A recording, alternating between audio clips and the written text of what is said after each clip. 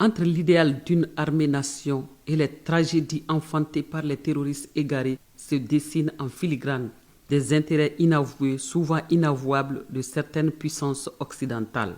Car il faut le dire sans détour, la guerre n'est jamais qu'un instrument politique de domination, parfois même de surdomination. Et ce sont hélas les citoyens les plus paisibles qui paient chaque jour le prix de ces manœuvres dévastatrices, engloutis dans une détresse quotidienne qui ne dit pas toujours son nom.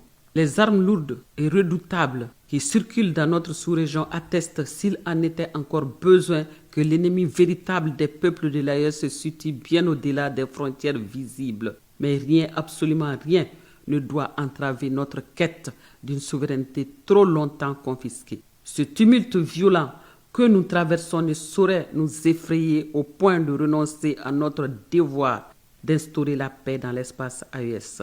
À nos peuples revient un nouveau défi, un engagement renouvelé, celui de prouver au monde que nous avons la détermination farouche de nous libérer du joug de la terreur, cette terreur insidieuse qui cherche à enchaîner nos esprits.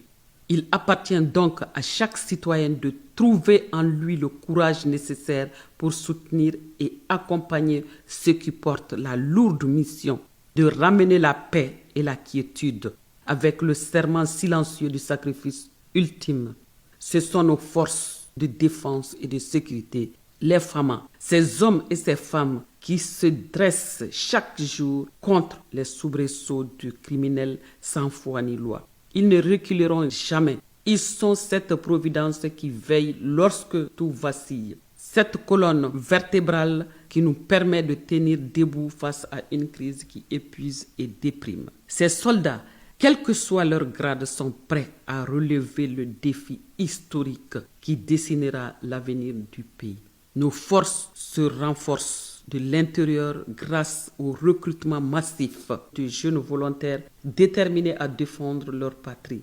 Nos armées se remusclent, preuve que notre capacité de défense humaine comme matérielle n'a plus rien d'inquiétant, car les conflits modernes ne sont plus seulement militaires. Au-delà de l'asymétrie des combats, il y a la désinformation, les attaques insidieuses, les pressions psychologiques. Face à ce ouragan qui cherche à nous disperser, l'unité demeure notre seul rempart. Ensemble, nous pouvons tenir. Ensemble, nous réussirons. Oui, la moisson est immense et la tâche ardue. Mais aucune inquiétude n'est permise pour une armée qui s'enrichit en hommes et en matériel et dont la résilience défie les complots de ceux qui veulent maintenir par tous les moyens cette crise abominable qui étouffe la quiétude de nos nations. Quant à cette jeunesse égarée, souvent idolâtrée par des leaders au service de leurs propres intérêts, elle doit être éclairée, guidée, relevée par ceux qui ont la capacité morale et civique de la ramener sur le droit chemin.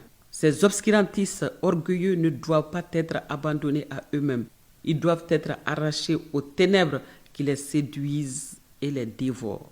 Alors, une fois encore, unissons-nous, rassemblons nos forces, nos convictions, nos espérances, car c'est seulement dans l'unité que nous livrerons et remporterons ce combat commun pour la dignité, la paix et la souveraineté.